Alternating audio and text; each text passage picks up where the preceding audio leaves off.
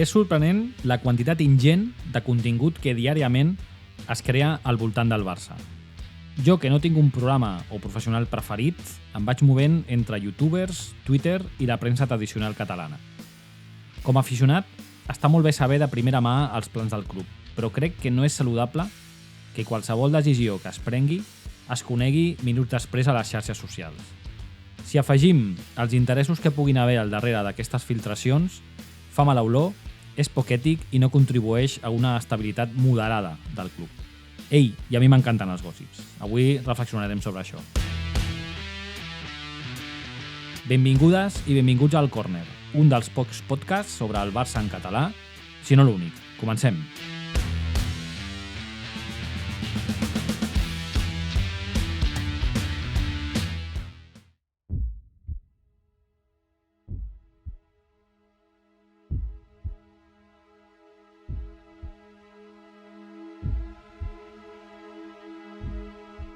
El 2011 s'estrenava El Talp, pel·lícula dirigida per Thomas Alfredson, que ja ens havia agradat amb la misteriosa Deixa'm entrar. Basada en la novel·la homònima de John le Carré, la trama es desenvolupa durant la Guerra Freda a la dècada dels 70, on un agent retirat del MI6, George Smiley, interpretat per Gary Oldman, és contractat de nou per descobrir l'agent doble soviètic que hi ha infiltrat a l'agència britànica.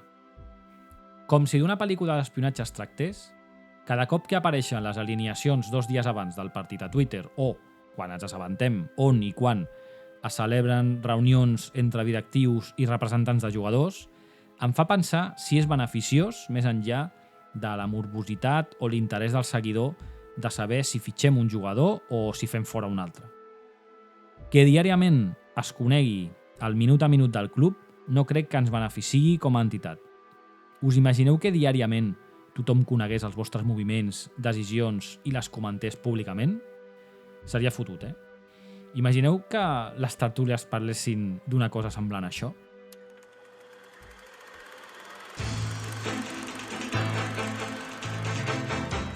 Aquest matí la Júlia s'ha fet el cafè amb llet de soja, ella que sempre critica aquests pseudoproductes bio en lloc de fer servir llet del territori. Que no veu que els ramaders desapareixeran si seguim consumint aquests productes? I llavors, una de les tertulianes, enteses en totes les matèries, afegiria: Doncs a mi m'expliquen, veïns del mateix replà, que ella no fa la compra, que li porten del súper en un camió d'aquests verds elèctrics. Ja podia anar al mercat o a la botiga del costat de casa.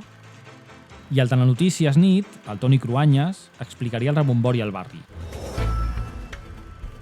Veïns del carrer Vilalta es manifesten ara mateix davant del bloc de pisos on suposadament hi viu la veïna que consumeix llet de soja comprada a un supermercat online. Connectem en directe amb el nostre corresponsal, Miquel Mou. Bé, sembla una tonteria, però crec que no ho és. Vivim en un món on ens hem acostumat a la digestió minut a minut del que passa, a voler conèixer la darrera hora de tot el que succeeix, sense verificar la font per estar segur que allò que ens expliquen és cert. I això, si és d'interès general, un conflicte bèl·lic, una manifestació, unes eleccions, ho trobo lògic. Però el futbol, que és un esport, i el Barça, com tots els clubs, que mou masses i interessos, òbviament no se n'escapa. Twitter és avui dia el camp de batalla dels gossips. És ràpid, gratuït i tens via directa per contactar amb el protagonista amb una menció. I de fet sembla el metavers. Hi ha un món fora, a la vida real, i hi ha un altre allà dintre. Cada tema obert és polèmic. Cada notícia és comentada per milers de milions de persones, tots experts en aquella matèria, que volen dir la seva.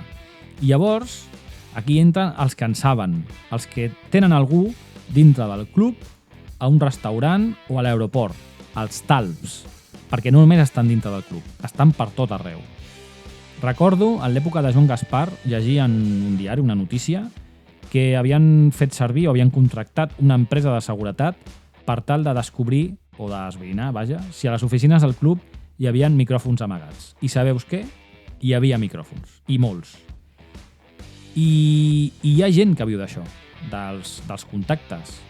Quan hi ha algun moviment, reben un WhatsApp i au, ja ho tenim. Un clar exemple és la gent de Gigantes. Cada setmana, i gràcies als seus contactes o talps, tenim informació de primera mà d'aquest minut a minut que dèiem abans. La darrera hora dels moviments del club. I d'això viuen, del gossip.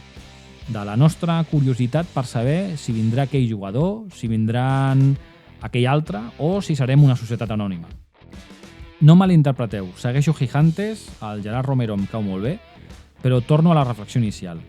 És saludable que qualsevol decisió que es prengui es conegui minuts després a les xarxes socials? A tu et faria gràcia que cada cop que fas alguna cosa hi hagués gent que la comentés i la jutgés? Òbviament no estem parlant de la vida privada, però dona què pensar. Qui deuen ser els taps de Can Barça? Cobren algun caler per donar aquesta informació? Sí, no? Et jugues la feina si t'enganxen? Serà algun directiu que vol fer el llit a la porta? Serà la portera de Núñez? Que m'encanta el perfil de Twitter. Bé, no m'allargo més, però crec que és un bon tema per fer una bona reflexió. Recordeu que us podeu subscriure al podcast per ser notificats sobre nous episodis de l'actualitat blaugrana i el món del Barça. I vinga, culers, que la Lliga és a tocar. Seny, pit i collons i visca el Barça!